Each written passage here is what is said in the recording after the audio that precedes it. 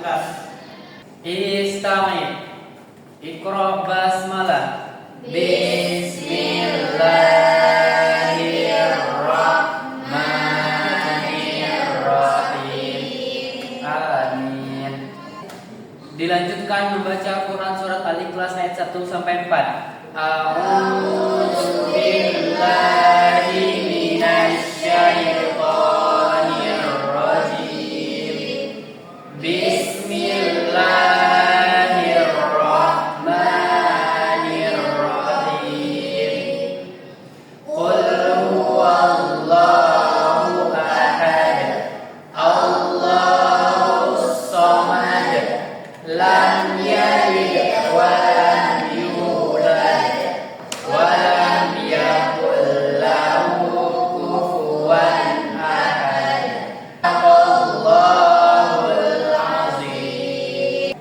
Baik, alhamdulillah, semoga dengan membaca ayat suci Al-Quran dan membaca doa tadi, Allah memberikan kelancaran kepada kita dalam menuntut ilmu. Amin. Baik, sebelumnya Bapak akan mencek hadirat Anda dahulu. Silakan yang hadir bilang hadir dengan kata ya. Ana Sari Tilawah. Hadir Pak. Azbifri Ananda Putra. Hadir Pak. Mita Sari. Hadir Pak. Miftahul Rahmah. Hadir Pak.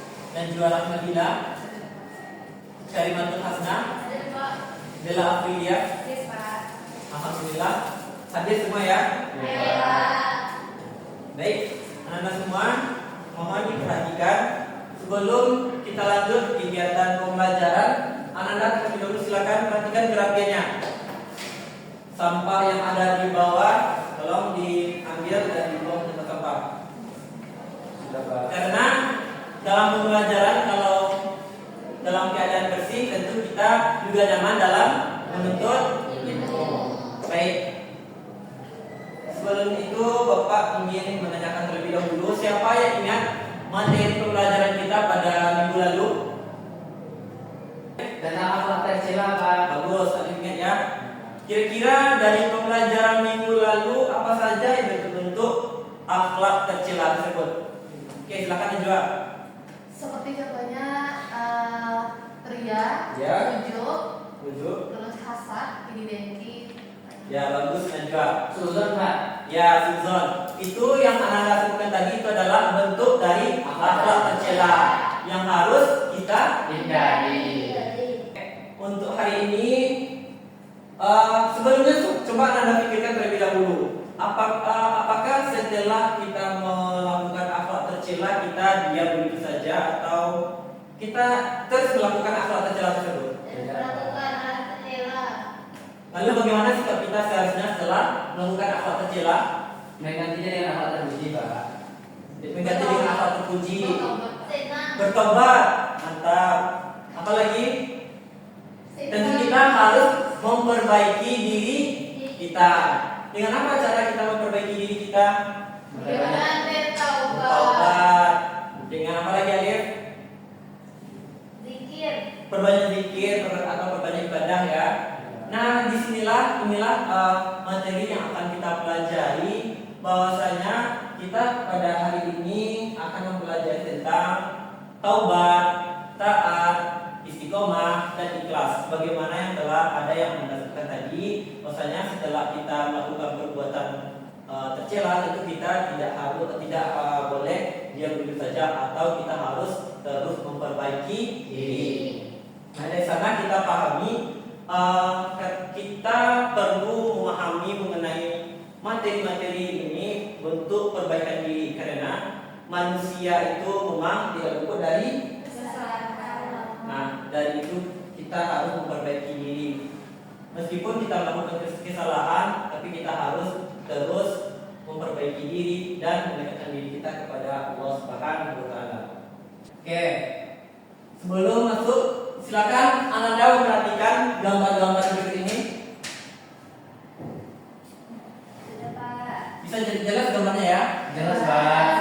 Coba apa yang mengendalikan dari gambar tersebut? Orang yang berdoa Pak. Oke, ada orang berdoa, Zikir. ada orang yang sedang melaksanakan Sholat. ada orang membaca Al-Quran,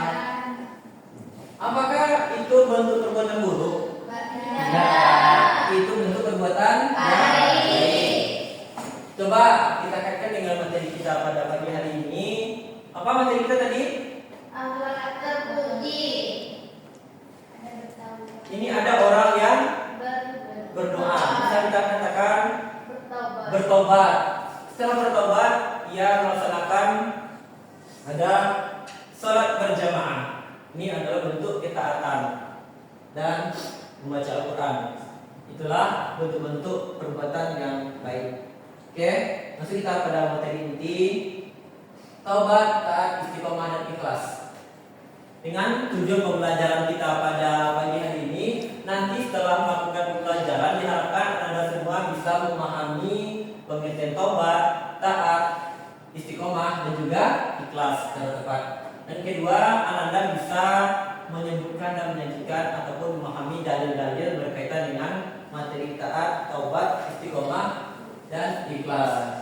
Dan yang ketiga, bisa mengidentifikasi apa saja ciri-ciri orang yang melaksanakan taubat, orang yang taat, orang yang istiqomah, dan orang yang ikhlas. Dan yang terakhir, Anda bisa menunjukkan sikap yang mencerminkan nilai taubat, taat, dan ikhlas.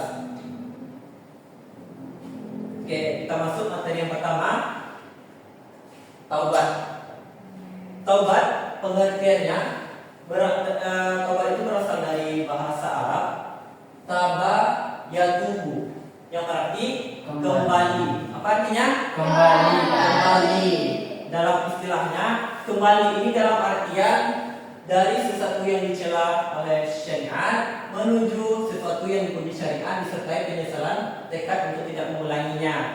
Dari sini kita pahami pengertiannya, bahwasanya taubat itu adalah sikap seseorang yang kembali kepada syariat setelah dia berbuat keburukan ataupun kemaksiatan, kejahatan dan juga lain sebagainya. Itu ia kembali kepada jalan Allah dengan syarat ia menyesal terhadap perbuatan yang telah ia lakukan dan ia berjanji tidak akan mengulangi.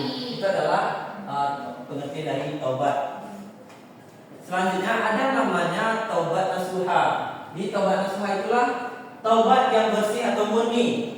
Berarti ia dengan sungguh-sungguh dan ia bertekad untuk kembali ke jalan Allah. Nah, taubat nasuha ini adalah bentuk kewajiban yang harus dilakukan oleh orang-orang yang telah melakukan berbagai perbuatan yang buruk ataupun melakukan perbuatan dosa. Dalilnya terdapat dalam Quran surah At-Tahrim ayat 8. Ayo, siapa yang bisa membacakan ayatnya? Silakan Alif. أعوذ بالله من الشيطان الرجيم يا أيها الذين آمنوا توبوا إلى الله توبة نصوحا. Maka lanjut dengan terjemahannya. Wahai orang beriman, bertobatlah kepada Allah dengan taubat yang semurni-murninya. Mudah-mudahan Tuhanmu akan menghapus kesalahan-kesalahanmu.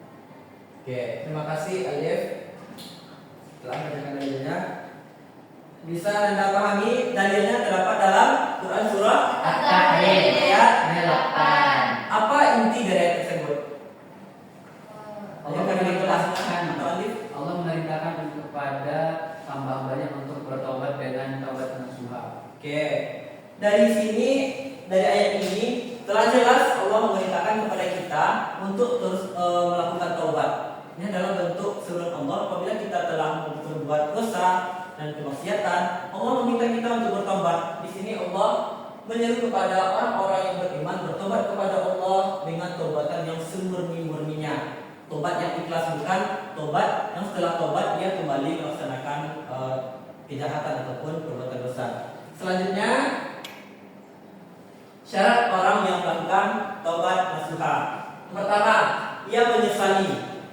Setelah ia melakukan perbuatan dosa, ia menyesali akan perbuatan yang telah ia lakukan.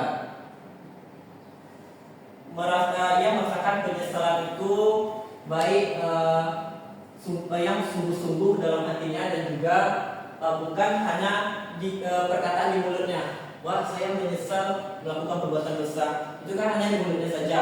Kita tidak tahu bagaimana di hatinya. Yang untuk syarat taubat nasuha ini, penyesalan itu benar-benar harus datang dari hati. Yang kedua, yang berhenti untuk melakukan perbuatan dosa. Di sini yang dalam artiannya menghentikan perbuatan dosa seketika itu juga, bukan dia menyesal tapi perbuatan dosanya terus dilakukan, tidak berhenti saat dia menyesal tersebut. Maka itu kita tidak boleh menunda-nunda untuk berhenti melakukan sebuah perbuatan salah, kemaksiatan ataupun perbuatan dosa. Dan yang ketiga, ada namanya yang bertekad dalam bertobat. Benar, dia ikhlas melakukan tobat, menyesal dari hati, dia langsung melaksanakan berhenti melakukan kemaksiatan dan langsung bertekad untuk tidak mengulangi perbuatan dosa tersebut selamanya. Dan yang terakhir, jika perbuatan dosa itu berkaitan dengan hak orang, misalnya ia ada berbuat salah dengan tetangganya berupa mencuri ataupun hal lain sebagainya, jika itu berkaitan dengan manusia, maka ia wajib meminta maaf kepada orang yang terkait. Itu adalah 4 syarat untuk melakukan taubat nasuha. Oke, selanjutnya kita masuk kepada taat. Jadi pengertian taat itu adalah patuh dan tunduk, dalam artian kita patuh terhadap perintah Allah dengan menaati segala perintah ataupun aturan dan menjauhi larangan. Kepada siapa saja kita harus taat? Pada Allah, Rasul, Dan kepada ulil ulil amri. amri. Itu adalah 3 ruang lingkup ketaatan, kepada Allah, kepada Rasul, dan kepada ulil amri. Dalilnya dalam surah An-Nisa ayat 59. Di sana Allah menyatakan, wahai orang-orang beriman, taatilah Allah dan taatilah Rasul dan pemimpin atau ulil amri di antara kamu. Saya pahami? Bisa enggak? Langsung kita masuk kepada istiqomah. Di istiqomah artinya konsisten. Sikap konsisten dalam melaksanakan ibadah ataupun beramal sesuai dengan ajaran agama Islam dan tidak berpaling dari jalan Allah dalam keadaan apapun. Jadi kita konsisten meskipun dalam keadaan seperti apapun, kita terus melakukan kewajiban kita kepada Allah Subhanahu wa taala. Dan dalilnya terdapat dalam Quran surah Fussilat ayat 30. Yang artinya di sana Allah memerintahkan tetap dalam akan sesungguhnya orang-orang yang berkata Tuhan kami adalah Allah, dan kemudian tetap dalam pendiriannya akan turun malaikat-malaikat kepada mereka. Janganlah kamu takut dan bersedih hati serta bergembiralah dengan surga yang telah dijanjikan kepadamu. Dan juga ada dikuatkan oleh hadis Rasulullah SAW. Bisa Anda lihat di sana ada ciri-ciri orang yang istiqomah. Pertama apa?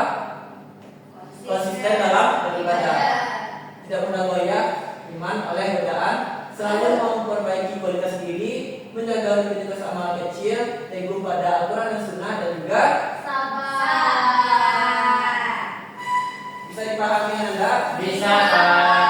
Oke, kita masuk kepada ikhlas. Siapa yang tahu apa ikhlas itu? Rela. Rela. Apa lagi? Ridho. Ridho. Untuk pengertian ikhlas itu artinya membersihkan niat dalam setiap amal dan dilakukan semata-mata karena Allah Subhanahu wa taala. Dalam beribadah tentu ia beramal memang niatnya murni karena Allah, bukan karena yang lain ataupun karena pujian manusia. Tingkatan ikhlas ini ada juga 3. Yang pertama, ada orang yang awam itu beramal karena takut azab dan harap pahala. Yang kedua ada khawas, beramal karena cinta dan syukur kepada Allah. Dan yang ketiga, ada orang yang beramal murni karena Allah, yang mengakui Allah itu adalah satu-satunya yang berhak disembah. Dalilnya itu ada dalam surah Al-Baqarah. Di sana Allah mengatakan mereka tidak diperintahkan kecuali untuk menyembah Allah dengan mengikhlaskan. Di sana ada kata mengikhlaskan ketaatan kepadanya. Jadi jelas ya, dan ajarnya juga dan ketaatan ikhlas itu. Dan ikhlas itu tentu berbanding terbalik dengan Ria. Iya. Apa arti ria? Apa yang masih ingat ria? Iri. Iya. Pamer. Pamer. Kalau dipuji. Ya, puji itu adalah berbanding terbalik dengan Ikhlas. Dari keempat bentuk perbuatan tadi ada taubat, taat, istiqomah dan ikhlas. Di sana itu mempunyai kaitan atau saling berhubungan. Taubat itu adalah pintu masuk kita, pintu masuk atau fondasinya. Di sana kita membersihkan hati dari noda-noda, dari segala perbuatan dosa dan siap menerima cahaya keimanan. Dan yang kemudian taat. Setelah kita melakukan taubat, di sini ada jalan yang ditempuh dengan ketaatan, mewujudkan keimanan melalui ketaatan dalam setiap aspek kehidupan. Dan yang ketiga, istiqomah. Setelah ia ada jalan ditempuh dalam ketaatan, maka ia istiqomah dalam menjalankan ibadahnya. Dan yang terakhir ada ikhlas. Tanpa keikhlasan, ibadah yang dilakukan meskipun secara istiqomah itu tidak diterima oleh Allah Subhanahu wa taala.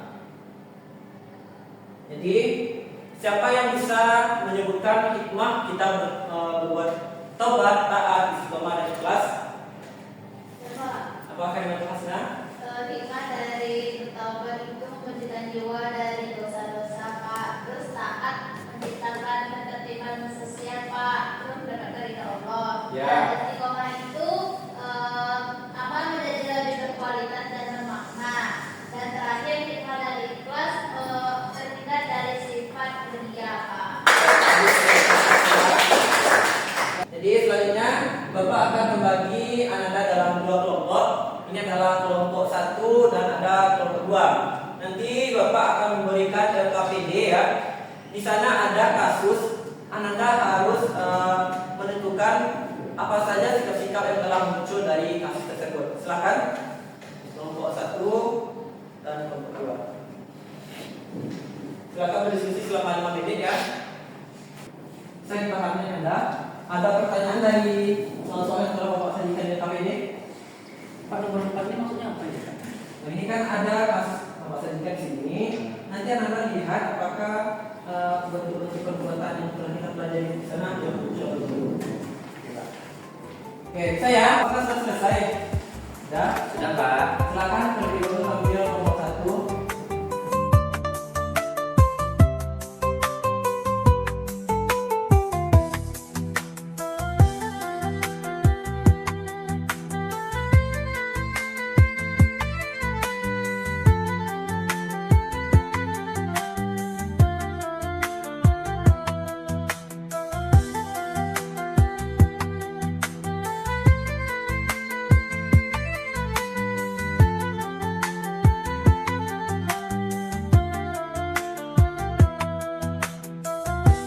Lanjut, Bapak ingin menanyakan siapa yang bisa menyimpulkan pembelajaran kita pada pagi hari ini?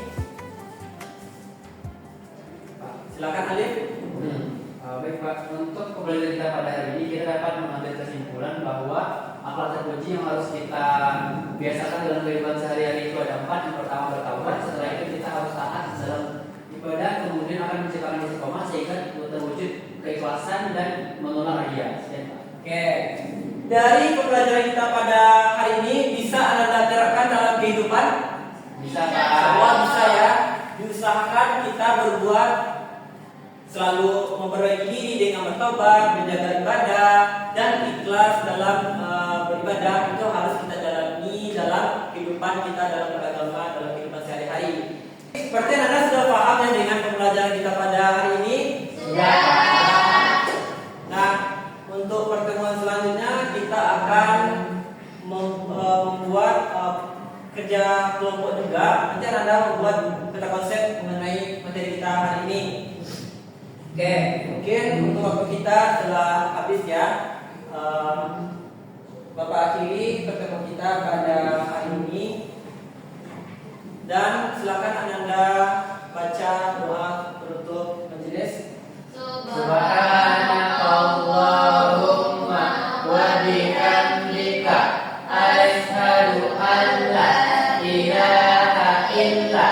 anta, astaghfirullah.